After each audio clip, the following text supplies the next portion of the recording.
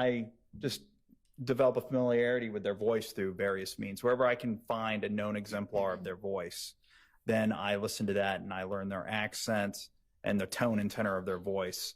And that based on a few other things, like, for example, how often the inmate customarily calls this number. If I know that that number belongs to somebody that's a close family member or friend of the inmate, then that's another thing that is kind of an indicia of reliability that is, in fact, the inmate that's calling that number. But I think the primary thing is just knowing their voice. Is it a common practice to, once you have done these things that you've described for the jury, for you to then talk to people that have not been identified? I couldn't hear what you said because y'all were both saying something at the same time. Objection, what? Leading, Your Honor. Overruled. Is it a common practice for you, once you have done all these things that you have described for the jury, for you to talk to people or endeavor to talk to people that have not previously been a part of the case file? Yes. Now, when you do that, is that something you do alone, or do you do it with the lead detective or your investigator, or a combination? A combination. Okay.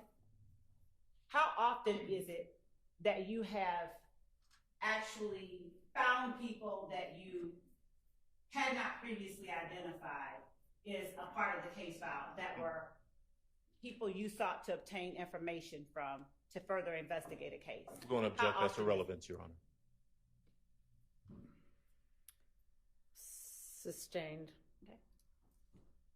When you actually do locate a person and go and talk to them, do you put that in some kind of memorandum or recording that you preserve to provide to the defense? Generally, if not invariably and always, I at the very least record the interview unless it occurred in such a circumstance where that was not possible, such as at random and it was unplanned. But if it's an interview that I'm actually planning, then I would audio record the interview, unless I don't believe I've ever actually had an occasion where the audio recorder failed. So I wouldn't even say barring the unforeseen, like the audio recorder failing. So yes, I would always record it.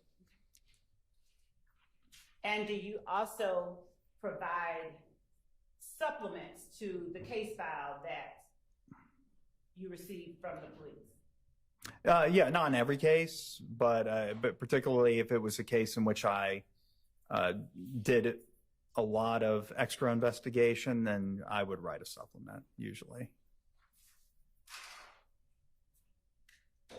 When do you do what you just described are called extra investigation? In what circumstances would you do what you call extra investigation?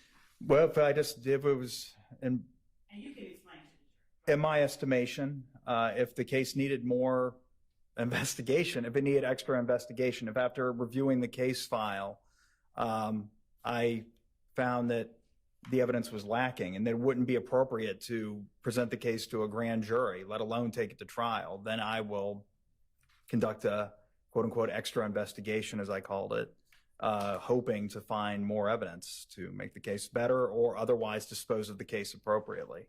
Now, let me ask you this. What about people that have already been interviewed by law enforcement? Do you ever go out and interview those persons after receiving a case file? Your Honor, I'm going to object again as to relevance.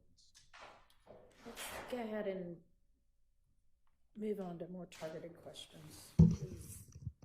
When you receive a statement of a purported witness in a case, do you take the statement given to you in the case file as all that witness has to say, or do you ever endeavor to go speak with them yourself? Sustained.